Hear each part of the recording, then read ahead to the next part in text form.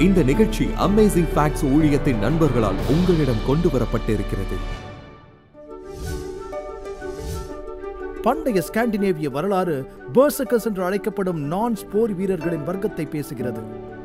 திகிலூட்டும் வகையில் இந்த பெர்சர்க்கர்கள் கரடிகள், ஓநாய்கள் மற்றும் காட்டு விலங்குகளின் தோள்களில் தங்களை அலங்கரித்துக் கொள்வார்கள். போருக்கு செல்வதற்கு முன் பெர்சர்க்கர்கள் தங்களை ஒரு மூர்க்கத்தனமான வெறித்தனத்தில் தட்டி எழுப்பி தங்கள் கேடயங்களை கடித்து விலங்குகளைப் போல அலறுவார்கள். இது மனதை மற்றும் போதை மருந்துகளால் சாத்தியம். இந்த டிரான்ஸ் போன்ற நிலை அவர்கள் வலிக்கு ஆளாகாமல் மூர்க்கமான போராளியாக வைக்கும். அவர்கள் கற்பாறைகள், மரங்கள், சில சமயங்களில் தங்கள் சொந்த மக்களை கூட கொன்று அட்டூழியம் செய்வார்கள். பகுத்தறிவில்லாமல், வன்முறையோடு, முற்றிலும் கட்டுப்பாடு இன்றி. நிச்சயமாக இந்த வெறித்தனமான ஸ்காண்டினேவிய போராளிகள் பெர்சர்க்கர்ஸ் என்ற ஆங்கில வார்த்தையை கட்டுப்பாடற்ற வைராக்கியத்துடன் வென்ற ஒருவரை விவரிக்க வழிவகுத்து இருக்கிறது. இப்போது இங்கே ஒரு கேள்வி. கிறிஸ்தவர்கள் மனநிலையை இழந்து சமாளிப்பதை விட்டு விடுகிறதுனால் அவர்கள் உண்மையில் கிறிஸ்தவர்களா? பெர்சர்க்கர்களாக செயல்படும் விசுவாசிகள் கிறிஸ்துவில் நிலைத்திருக்க முடியுமா? நினைவில் கொள்ளுங்கள், ஆவியின் கனிகளில் ஒன்று சுய கட்டுப்பாடு. இந்த விஷயத்தை ஒன்றாக ஆராய்வோம். எனது கிறிஸ்தவம் உண்மையானதா? நான் இணையத்தில் பார்த்தேன், அவர்களுக்கு ஒரு சோதனை வந்தது. ஆனால் ஆல்கஹால் மற்றும் போதைப் பொருள் சார்புக்கான தேசிய கவுன்சில் பல வருட ஆராய்ச்சிகளுக்கு பிறகு ஒரு சோதனையை செய்து சில குணாதிசயங்களைக் கண்டு குடிக்கும் ஒரு நபர் நான் குடிகாரனா என்று சொல்லி ஆச்சரியப்படுகிறவர்களுக்கு 26 கேள்விகளுடன் ஒரு சோதனை வைக்கப்பட்டது. நீங்கள் வாசிக்கலாம். நான் உங்களுக்கு ஒரு உதாரணம் சொல்கிறேன். அவை அனைத்தையும் நான் உங்களுக்கு வாசிக்கப் போவதில்லை. இதை நீங்கள் இணையத்தில் காணலாம். நீங்கள் சோதனையை மேற்கொண்டு முடிவுகளை கிளிக் செய்யலாம். குடிக்கும்போது குடும்பத்தினரை, நெருங்கிய நண்பர்களை தவிர்க்கிறீர்களா? அதிகமாக குடிக்கிறீர்களா? ஏமாற்றம் அடைந்திருக்கிறீர்களா? முதலில் குடிக்க ஆரம்பித்ததை விட அதிகமான ஆல்கஹாலை குடிக்க பழகிவிட்டீர்களா? இதை சங்கடமாக உணர்கிறீர்களா? ஒவ்வொன்றிலும் ஆம் அல்லது அதற்கு அடுத்து இல்லை என்று சொல்லக்கூடும். நீங்கள் ஆம் என்று சொன்னால் உங்கள் பழக்கத்தில் சிக்கல் இருக்கிறது. சொல்லப்போனால் அது 12 அல்லது அதற்கு மேற்பட்டு இருந்தால் உங்களுக்கு தெரியும் என்று நினைக்கிறேன். ஆம் என்று சொன்னால் நீங்கள் குடிகாரர். அதனால் ஒரு சோதனை இருக்கிறது. அவர்களுக்கு கேள்விகள் கேட்கப்படும். இதை நீங்கள் பார்க்கலாம், மதிப்பீடு செய்யலாம். நீங்கள் நினைத்துக் கொண்டிருக்கலாம், சரி போதகர் டக், நீங்கள் ஒரு கிறிஸ்தவராக இருக்கிறீர்கள், உங்களிடம் கேட்கக்கூடிய கேள்விகள் இருக்கிறது. இதை நான் படித்தபோது மிகவும் மகிழ்ச்சி அடைந்தேன். ஏனென்றால் நான் குடிப்பதில்லை. எனவே சோதனை நேர்மறையாகவும் சோதனை எதிர்மறையாகவும் இருக்கலாம். ஆனால் நான் ஒரு கிறிஸ்தவரா, என் கிறிஸ்தவம் உண்மையானதா என்று மதிப்பீடு செய்ய நீங்கள் பார்க்க வேண்டிய வழிகாட்டுதல்கள் இருக்கிறது என்று நமது வேதம் சொல்கின்றது. நாம் ஒரு நல்ல நியாய தீர்ப்பை கொடுக்க வேண்டும். எல்லோரும் நியாயம் தீர்க்க வேண்டாம் என்கிறார்கள். இயேசு உண்மையில் நியாயமான தீர்ப்பை வழங்குங்கள் என்கிறார். உங்களை நீங்களே ஆராய வேண்டும் என்று மட்டும் அது சொல்லவில்லை. புலம்பல் 3:40. நாம் நம்முடைய வழிகளை சோதித்து ஆராய்ந்து கர்த்தரிடத்தில் திரும்ப கடவோம். சங்கீதம் 119:59. என் வழிகளை சிந்தித்துக் கொண்டு என் கால்களை உம்முடைய சாட்சிகளுக்கு நேராக திருப்பினேன் என்று. நாம் அடிக்கடி கொஞ்சம் சுய மதிப்பீட்டை செய்து கொள்வது நாம் கர்த்தரிடம் மனம் திரும்பச் செய்ய தொடரும் விஷயங்களில் ஒன்று. ஆகாய் புத்தகம் அதிகாரம் 1:5. சேனைகளின் கர்த்தர் சொல்கிறார், உங்கள் வழிகளை சிந்தித்துப் பாருங்கள் என்று. ஆகவே இந்த 2 பகுதி தொடரில் இதைத்தான் செய்கிறோம். நான் ஒரு உண்மையான கிறிஸ்தவரா என்று கொஞ்சம் ஆரோக்கியமான சுய மதிப்பீட்டை செய்யக்கூடிய சில வேதாகம அடிப்படையில் சோதனைகளை பார்த்து கொண்டிருக்கிறோம். இந்த பிரசங்கம் பிரயோஜனமுள்ள ஜனங்களுக்கு கவலை அளிக்கிறது. நான் அதை குறித்து சிந்திக்க விரும்பவில்லை என்று சொல்கிறார்கள். ஏன்? என்னை குறித்து ஏதாவது தெரிந்துவிடும் அல்லது நான் உண்மையானவன் அல்ல என்பது வெளிப்பட்டு போகும். சீஷர்கள் இயேசுவிடம் என்ன கேட்டார்கள்? ஆண்டவரே, அது நானா? ஆண்டவரே, அது நானா என்று. நாம் சில நேரங்களில் அந்த கேள்வியை கேட்க வேண்டும். லூக்கா 13. அப்பொழுது ஒருவன் அவரை நோக்கி, ரட்சிக்கப்படுகிறவர்கள் சில பேர்தானோ என்று கேட்டான். அதற்கு அவர், இடுக்கமான வாசல் வழியாய் உட்பிரவேசிக்க பிரயாசப்படுங்கள். அநேகர் உட்பிரவேசிக்க வகை தேடினாலும் அவர்களாலே கூடாமற் போகும் என்று உங்களுக்கு சொல்லுகிறேன். வீட்டெஜமானன் எழுந்து கதவை பூட்டிய பிறகு நீங்கள் வெளியே நின்று, ஆண்டவரே, ஆண்டவரே, எங்களுக்கு திறக்க வேண்டும் என்று சொல்லி கதவை தட்டும் போது, ஆண்டவரே, ஆண்டவரே, எங்களுக்கு திறவும், நீங்கள் எவ்விடத்தவரோ உங்களை அறியேன் என்று உங்களுக்குச் சொல்லுவார். அப்பொழுது நீங்கள் உம்முடைய சமூகத்தில் போஜனபானம் பண்ணினோமே, நீர் எங்கள் வீதிகளில் போதகம் பண்ணினீரே. ஆனாலும் அவர், நீங்கள் எவ்விடத்தவரோ உங்களை அறியேன் என்பார். அக்கிரமக்காரராகிய நீங்கள் எல்லோரும் என்னை விட்டு அகன்று போங்கள் என்பார். உங்களுக்கு அழுகையும் பற்கடிப்பும் அங்கே உண்டாயிருக்கும். இப்போது இயேசு பகிர்ந்து கொண்ட பல உவமைகளில் இதுவும் ஒன்று. தாங்கள் ரட்சிக்கப்பட்டதாக நினைக்கும் சிலர் இருக்கிறார்கள். அவர்கள் இல்லை என்று தாமதமாகத்தான் கண்டுகொள்வார்கள். 10 கன்னிகளின் உவமை உங்களுக்கு தெரியும். 5 பேர் உள்ளே செல்வோம் என்று நினைக்கிறார்கள். வாசலில் தடுக்கப்படுகிறார்கள். செம்மறியாடு வெள்ளாடு பிரிப்பதை அறிவீர்களா? ஆண்டவரே, நாங்கள் எப்பொழுது உம்மை பசியுள்ளவர்களாக தாகமுள்ளவர்களாக அந்நியராக கண்டோம்? அவர்களுக்கு தெரியாது. நீங்கள் திருமண வஸ்திரத்தை உடுத்துவீர்கள். தாளந்து உண்மைகள் சொல்லப்பட்டிருக்கிறது. இயேசு சொன்ன பல உவமைகள் இருக்கின்றன. நீங்கள் ஆபத்திற்கு எச்சரிக்கையாக இருக்க வேண்டியதும் இருக்கிறது. ஜீவனுடன் இருக்கும்போது, கிருபை இருக்கும்போது, நம்பிக்கை இருக்கும்போது கதவு திறந்திருக்கும். உங்களை ஆராய்ந்து பாருங்கள். உங்களிடம் உண்மையான நபராக இருப்பதை உறுதிப்படுத்திக் கொள்ளுங்கள். நீங்கள் தெரிந்து கொள்ள வேண்டாமா? தாமதமாக கண்டுகொள்ள விரும்புகிறீர்களா? நீதிமொழிகள் 14:12. மனுஷனுக்கு செம்மையாய் தோன்றுகின்ற வழி உண்டு, அதன் முடிவோ மரண வழிகள். யார் குறிப்பாக ஆபத்தில் மாற்றிக்கொள்வார்கள் என்று தெரியுமா? சபைகளில் வளர்ந்தவர்கள். அவர்கள் நினைக்கிறார்கள், நான் இவர்களுக்கு என் வாழ்நாள் முழுவதும் செய்தேன். நான் ஆண்டவரை தெரிந்து கொண்டேன். அது என் அப்பா, என் அம்மா, என் தாத்தா, என் பாட்டி, அவர்கள்தான். நிச்சயமாக அவர் என்னை அறிந்து கொள்வார். அவர் என்னை உள்ளே அனுமதிப்பார். உண்மையான விஷயங்களை புரிந்து கொள்வதற்கு மாறாக அவர்களை தூண்டுவதற்கு வாழ்நாளில் அவர்கள் பெரும்பாலும் மதத்தை முன்வைக்கிறார்கள். ஆரம்பத்தில் இன்று நம் ஆய்வில் இருந்ததைப் போலவே அப்போஸ்தலன் பவுல், அவர் தேவனுக்காக அக்னியாக இருந்தார். அவர் தேவனுக்கு எதிரான அக்னியில் இருப்பதை அவர் உணரவில்லை. தேவனோடு போராடிக் கொண்டிருந்தார். அவருக்கு அந்த தருணம் ஆகாவாக இருந்தது. அவரின் நேரமாக இருந்தது. இப்போது நாம் நம்மை ஆராய்ந்து பார்த்துக் கொள்ள வேண்டும். இன்னும் ஒரு வசனத்தை தருகிறேன். பவுல் இதை எழுதியிருக்கிறார். கலாத்தியர் 6:3 ஒருவன் தான் ஒன்றுமில்லாதிருந்தும் தன்னை ஒரு பொருட்டென்று எண்ணினால் தன்னைத்தானே வஞ்சிக்கிறவனாவான். அவனவன் தன் தன் சுய கிரியையை சோதிக்க பார்க்க கடவன். எனவே இந்த வகையான செய்தியில் உங்களுக்கு சிக்கல் இருந்தால் உங்கள் பிரச்சனைக்கு பதில் வேதத்தில் இருக்கிறது. அவ்வப்போது நாம் சில சுய மதிப்பீடுகளை செய்து நம் சரக்குகளை எடுத்துக்கொண்டு ஆராய்ந்து பார்ப்பது, நாம் உண்மையிலே ஒரு கிறிஸ்தவனா என்று ஆராய்வது ஆரோக்கியமானது என்று வேதத்தில் தெளிவாக இருக்கிறது. முதலாவது, இயேசுதான் சத்தியம். நீங்கள் அவரை நேசிப்பீர்கள். அவர்தான் பொதிந்துள்ள உண்மை. 2 தெசலோனிக்கேயர் 2:10 கெட்டுப்போகிறவர்களுக்குள்ளே அநீதியினால் உண்டாகும் சகலவித வஞ்சகத்தோடும் இருக்கும். ஆகையால் சத்தியத்தை விசுவாசியாமல் அநீதியில் பிரியப்படுகிற யாவரும் ஆக்கினைக்குள்ளாகும்படிக்கு அவர்கள் பொய்யை விசுவாசிக்கத்தக்க கொடிய வஞ்சகத்தை தேவன் அவர்களுக்கு அனுப்புவார். சத்தியத்தை நேசிக்க தேவன் விரும்புகிறார். நீங்கள் ஒருவரை எத்தனை முறை சந்தித்திருக்கிறீர்கள்? உண்மையுள்ள ஆதாரங்களை நீங்கள் அவர்களுக்கு காட்டினாலும் எங்களுக்கு கவலை இல்லை என்று அவர்கள் சொல்வார்கள். அவர்கள் சத்தியத்தை நேசிப்பதில்லை. சத்தியத்தை நேசிக்கும் ஒரு நபர் தங்கள் வாழ்க்கையில் சத்தியத்திற்கு இசைவாக வந்து கடினமான முடிவுகளை எடுப்பார். ஏனெனில் அதுதான் சத்தியம். நான் இந்த செய்தியை முதலில் கண்டு உணர்ந்தபோது எனக்கு தெரியாது. அதற்கு முன்பு நான் 7ஆம் நாள் அட்வென்டிஸ்டுகளை சந்தித்ததில்லை. உண்மை என்ன என்பதை நான் அறிய விரும்பினேன். வாழ்க்கையை பற்றிய உண்மை என்ன? தேவனின் நோக்கம் என்ன? ஏனென்றால் கடைசி நாட்களில் நாம் யாருக்கு பதிலளிக்கப் போகிறோம்? ஜனங்களின் கருத்துக்களுக்கா? சத்தியத்திற்கு மட்டும்தான். சத்திய அன்பு, சத்தியம் உங்களை விடுதலையாக்கும். நீங்கள் பொய்களை நம்புவதில் திருப்தி அடைந்தால், சத்தியத்தை மதிக்கவில்லை என்றால், சத்தியத்தை பகிர்ந்து கொள்ள உங்களுக்கு விருப்பமில்லை என்றால், 1 யோவான் 1:7 அவர் ஒளியில் இருக்கிறது போல் நாமும் ஒளியிலே நடந்தால் ஒருவரோடொருவர் ஐக்கியப்பட்டிருப்போம். அவருடைய குமாரனாகிய இயேசு கிறிஸ்துவின் இரத்தம் சகல பாவங்களையும் நீக்கி நம்மை சுத்திகரிக்கும். சத்தியத்தில் நடப்பதின் அர்த்தம் அதுதான்.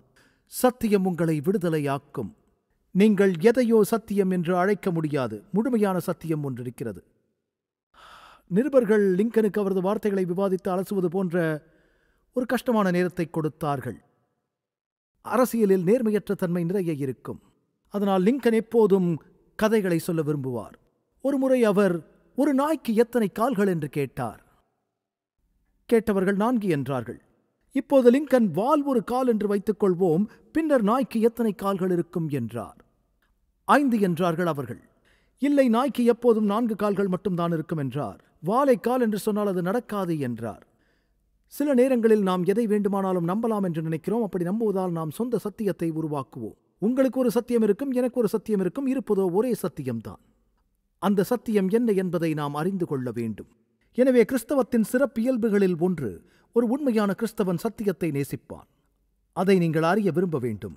வார்த்தையை தோண்டி எடுக்க வேண்டும். நான் வழக்கமாக தியானம் செய்கிறேனா? வேதம் வாசிப்பதிலும் ஜெபத்திலும் நேரம் செலவிடுகிறேனா என்று கேட்பது ஒரு நல்ல கேள்வி என்று நான் நினைக்கிறேன். ஆம், நீங்கள் கர்த்தரை நேசிக்கிறீர்கள், அவரை பிரியப்படுத்த விரும்பினால் உங்களுக்கு பசியும் நீதியின் தாகமும் இருக்க வேண்டும் என்று இயேசு சொல்கிறார். யார் நிரப்பப்படுவார்கள்? தேடுவோர் நிரப்பப்படுவார்கள். நீதியின் மேல் பசி தாகம் உள்ளவர்கள் நிரப்பப்படுவார்கள். ஒரு மருத்துவரிடம் நீங்கள் ஒரு சோதனைக்கு செல்லும் போது அவர் உங்களிடம் ஒரு கேள்வி கேட்பார், உங்களுக்கு பசி எப்படி இருக்கிறது என்று. நீங்கள் சொல்வீர்கள் பசி எடுக்கவில்லை என்று. ஏதோ தவறு இருப்பதாக அது அடையாளம் காட்டுகிறது அல்லவா? தேவனுடைய வார்த்தையின் மேல் உங்களுக்கு பசி இல்லை என்றால், ஜெபத்தில் தேவ பிரசன்னத்தில் உங்களுக்கு பசி இல்லை என்றால், அவருடைய நீதியின் மேல் பசி இல்லை என்றால், நீங்கள் அவருடைய வார்த்தையை தேடவில்லை என்றால், அது ஆவிக்குரிய வாழ்வில் ஆரோக்கியத்தின் நல்ல அறிகுறி அல்ல.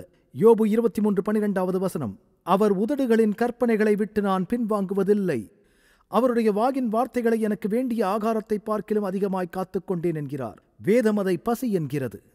தேவனுடைய வார்த்தையில் பசி இருக்கிறதா? இயேசு நானே வானத்திலிருந்து இறங்கின ஜீவ அப்பம் என்கிறார். எரேமியா 15:16 உம்முடைய வார்த்தைகள் கிடைத்தவுடனே அவைகளை உட்கொண்டேன், உம்முடைய வார்த்தைகள் எனக்கு சந்தோஷமும் என் இருதயத்துக்கு மகிழ்ச்சியுமாயிருந்தது. உங்களுக்கு தெரியும், ஒரு நல்ல விசுவாசியாக இயேசுவை பின்பற்றியவளும் கடினமாக உழைப்பவளுமாக இருந்த மார்த்தாள் என்று வேதம் சொல்கிறது. இயேசுவின் ராபோஜன ஆசரிப்பு இருந்தது ஒரு நல்ல நோக்கத்திற்காக. அவள் சமைப்பதிலும் பரிமாறுவதிலும் மும்முரமாக இருந்தாள். மற்றும் உங்களுக்கு தெரியும், ஒவ்வொரு தேவாலயமும் இப்படிப்பட்ட மார்த்தாளை சபைகளில் வைத்திருக்க விரும்புகிறது. அவர்கள் காரியங்களை நடப்பிக்கிறார்கள். நீங்களும் விரும்பினால் அதை மார்த்தாவிடம் கொடுங்கள். ஒரு நாள் இரவு உணவிற்கு அவள் தயாராகிக் கொண்டிருந்தாள். அவளுக்கு மரியாள் எண்ணப்பட்ட ஒரு சகோதரி இருந்தாள். அவள் இயேசுவின் பாதத்தருகே உட்கார்ந்து அவருடைய வசனத்தை கேட்டுக் கொண்டிருந்தாள். சில சீஷர்களும் அப்போஸ்தலர்களும் அந்த அறையில் இருந்திருக்கலாம். அவள் இயேசுவின் முகத்தை புத்திசாலித்தனமாக கவனித்து ஒவ்வொரு வார்த்தையும் கேட்டுக்கொண்டிருந்தாள். மார்த்தாள் மிகவும் வருத்தம் அடைந்து ஒவ்வொரு முறையும் அந்த அறை வழியாக சென்று தன் சகோதரியை அழைக்கும் போது மரியாள் கவனியாதவள் போலிருந்து அவளை புறக்கணித்தாள். கடைசியாக மார்த்தாள் தன்னால் செய்ய முடிந்த அனைத்தையும் செய்துவிட்டு தன் கைகளை மடித்து கால்களை தட்டிக்கொண்டு, ஆண்டவரே, நான் தனியாக வேலை செய்வது குறித்து உமக்கு கவலை இல்லையா? உமக்கு இரவு உணவை தயார் செய்கிறேன். என் சகோதரிக்கு எனக்கு உதவி செய்யும்படி நீர் அவளுக்கு சொல்லும் என்றாள். இயேசு என்ன சொன்னார்? மார்த்தாளே, நீ அநேக காரியங்களை குறித்து கவலைப்பட்டு கலங்குகிறாய். தேவையானது ஒன்றே, நல்ல பங்கு. அதை மரியாள் தெரிந்து கொண்டாள் என்றார். அந்த ஒரு விஷயம் முதலில் தேவனுடைய ராஜ்யத்தை நாடுவது. அவள் இயேசுவின் பாதத்தில் அமர்ந்திருந்தாள். நாம் ஒவ்வொரு நாளும் இயேசுவின் பாதத்தில் நேரத்தை செலவிட வேண்டும். ஒரு நாளைக்கு பல முறை ஜெபத்தில் ஒரு முறையாவது நாம் உட்கார்ந்து வார்த்தையை திறந்து வாசிக்க வேண்டும். நான் எனது சபை வருகை பதிவேட்டில் மற்றவர்களுடன் ஐக்கியம் கொள்வதில் சரியாக இருக்கிறேனா? ஆம், நான் அநேகமாக இப்போது பாடகர்களுக்கு பிரசங்கிக்கிறேன். நீங்கள் இங்கே இருக்கிறீர்கள். இங்கே உண்மையாக இருக்கிறீர்களா? அது விஷயம் இல்லை. ஒரு நபர் ஆராதனையில் தவறாமல் கலந்து கொள்வதை விட்டு அவ்வப்போது நேரம் தவறி ஒழுங்கற்றவராக இருந்து தேவனால் நியமிக்கப்பட்ட இந்த நேரங்களில் அவருக்கு முன் வந்து ஆராதிக்கிறீர்கள். இது நமது ஆவிக்குரிய ஆரோக்கியத்தின் ஒரு நல்ல அறிகுறியாக இருக்காது.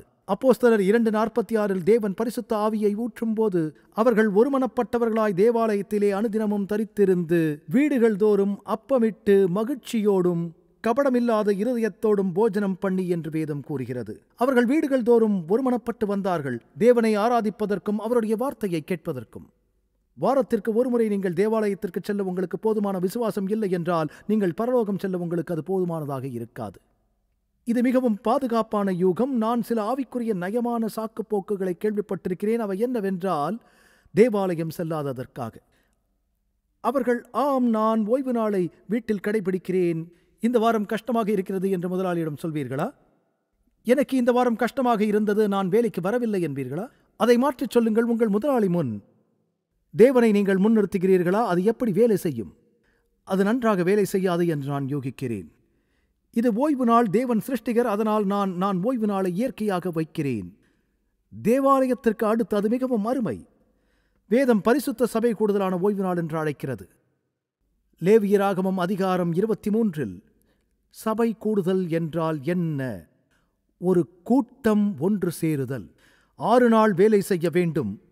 7ஆம் நாள் பரிசுத்த சபை கூடுதலான ஓய்வு நாள். சபை கூடுதல் என்ற சொல்லுக்கு கூடுகை என்று பொருள். ஓய்வு நாள் ஒரு பரிசுத்தமான புனிதமான கூடுகை என்று அழைக்கப்படுகிறது. நாம் அனைவரும் ஒன்றாக கூடி வர வேண்டும். நாம் ஒன்றுபட்டவர்களாய் தேவனை ஆராதிக்கும் போது அது நடக்கிறது.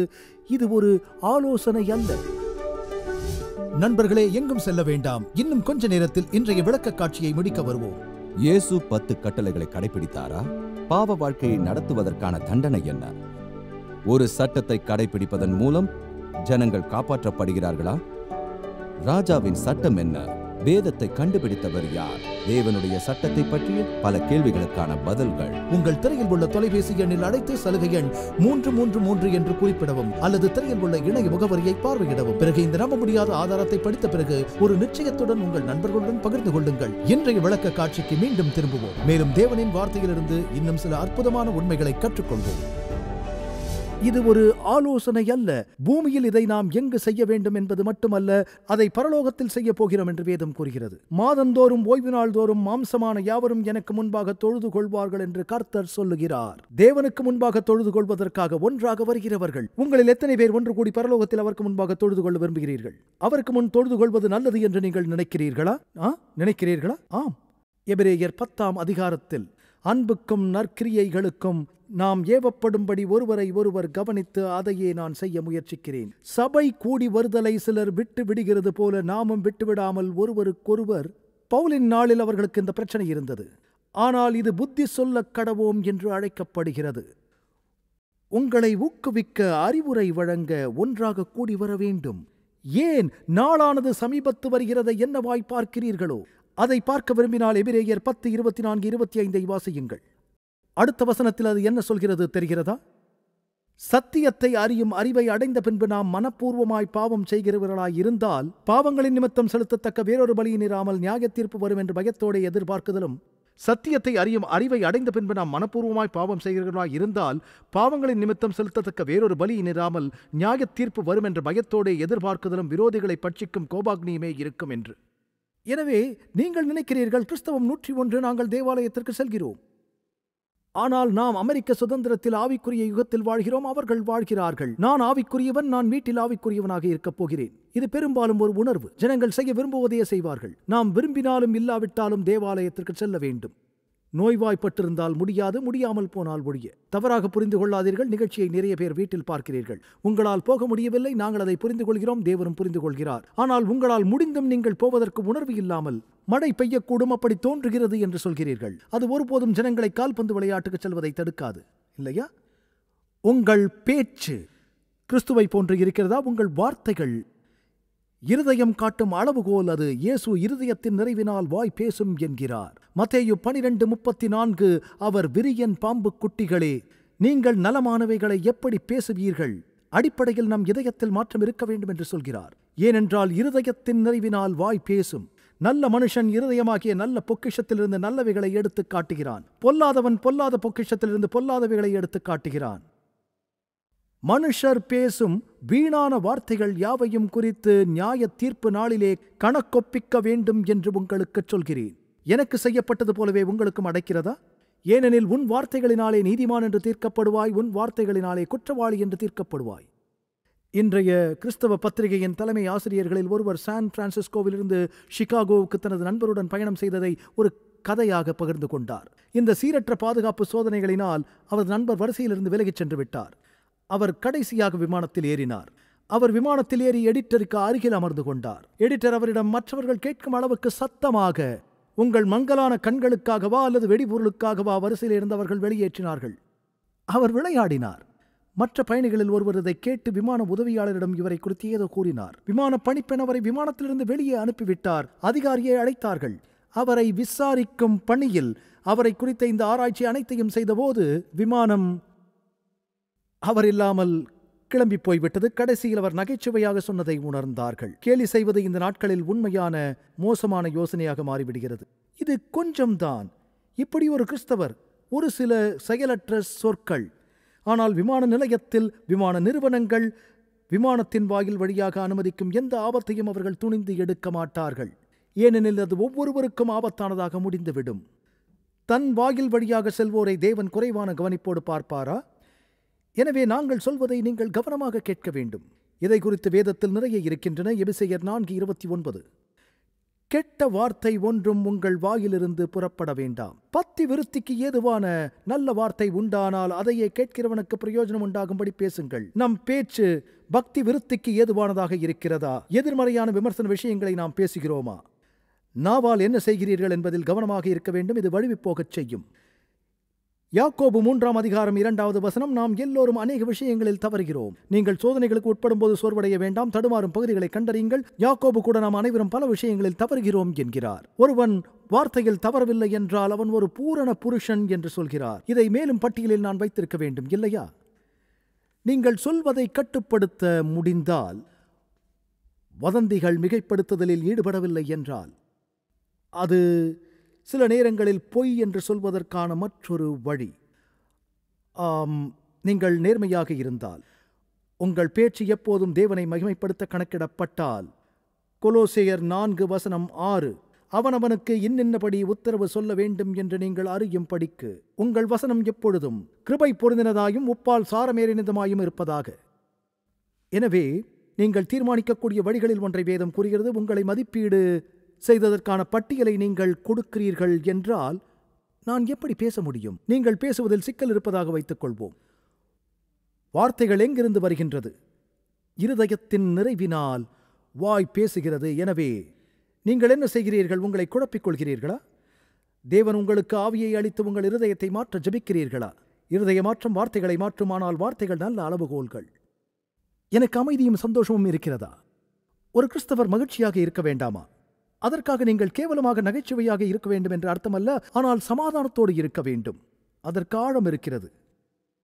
ஆவியின் மிக மேன்மையான ஆதாரங்களில் ஒன்று சமாதானம். சங்கீதம் 119:165 உம்முடைய வேதத்தை நேசிக்கிறவர்களுக்கு மிகுந்த சமாதானம் உண்டு, அவர்களுக்கு இடரல் இல்லை.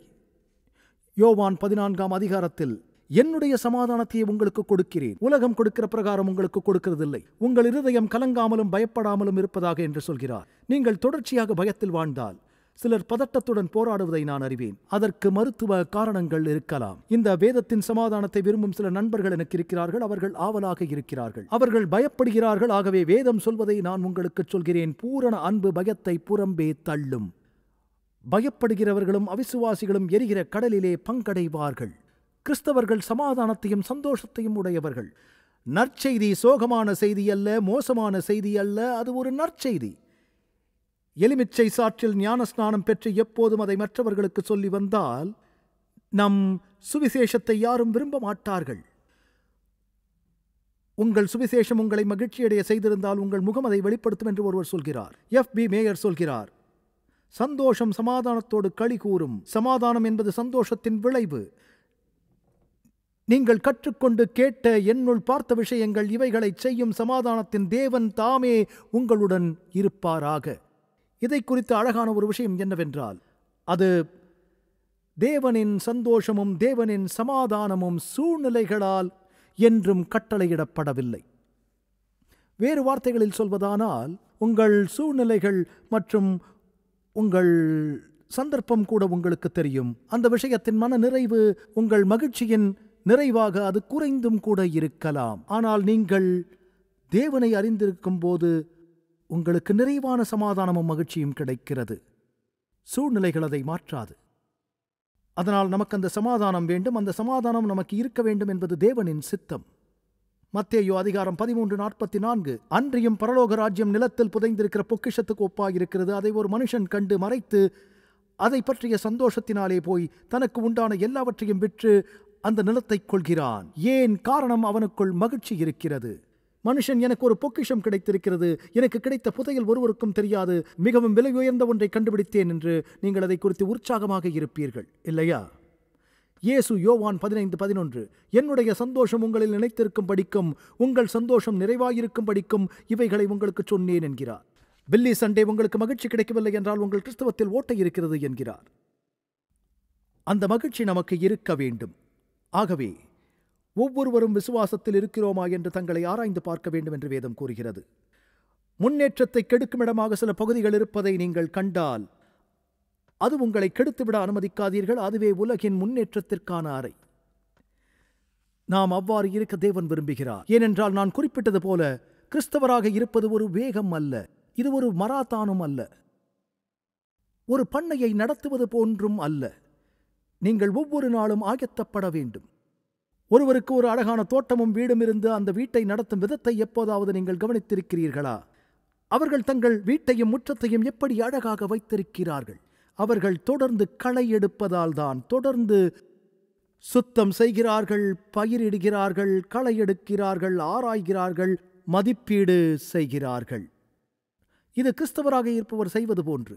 அதில் பராமரிப்பு இருக்கிறது. வேதம் கூறுகிறது, ஒரு வழக்கமான அடிப்படையில் நீங்கள் மதிப்பீடு செய்ய வேண்டும், உங்களை நீங்களே ஆராய வேண்டும். உங்களின் நம்பிக்கைகளை ஆராய அது சொல்லவில்லை, மாறாக அவர் உங்களை ஆராயுங்கள் என்கிறார்.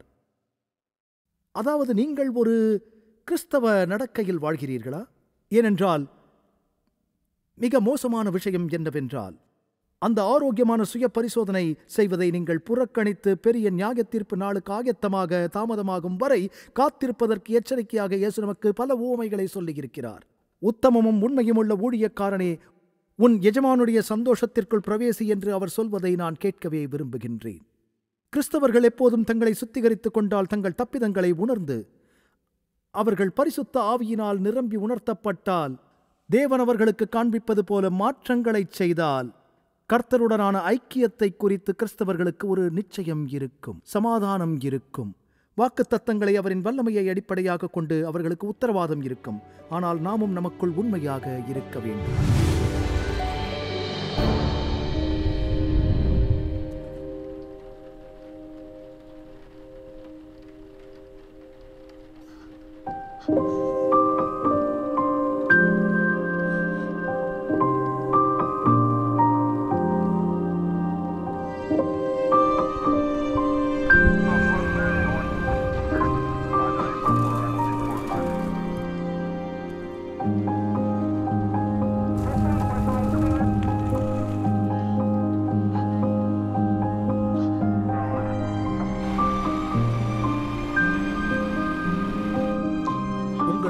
ஒன்றாக கூடி வர முடியும். இனி வலி இல்லை, இனி காவல் நிலையம் இல்லை, இனி நோயும் இல்லை, மரணமும் இல்லை, துக்கமும் இல்லை.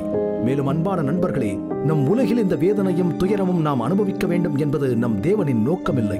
அவர் தனது சித்தமான யாவையும் நமக்கென வைத்துப் போயிருக்கிறார். சாந்த குணமுள்ளவர்கள் பாக்கியவான்கள். நான் பசியாயிருந்தேன், நீங்கள் எனக்கு போஜனம் கொடுத்தீர்கள்.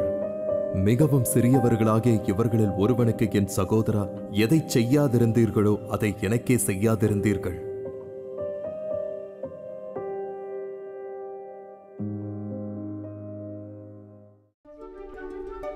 50 வருடங்களுக்கும் மேலாக அமேசிங் ஃபேக்ட் ஊழியங்கள் நற்செய்தியை உலகம் முழுவதும் பகிர்ந்து கொண்டிருக்கிறது. இயேசுவின் சித்தத்தின்படி அனைத்து மக்களுக்கும் நித்திய சுவிசேஷத்தை அறிவித்துக் கொண்டிருக்கிறது. உங்கள் ஜெபத்திற்கும் ஆதரவிற்கும் நன்றி.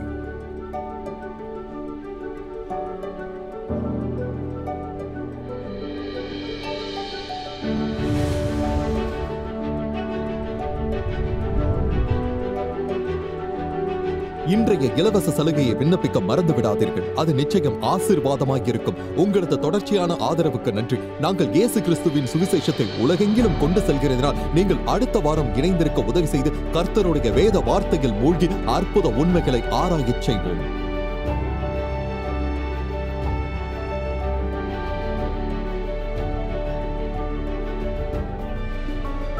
இந்த நிகழ்ச்சி அமேசிங் ஃபேக்ட்ஸ் ஊழியத்தின் நண்பர்களால் உங்களிடம் கொண்டு வரப்பட்டிருக்கிறது.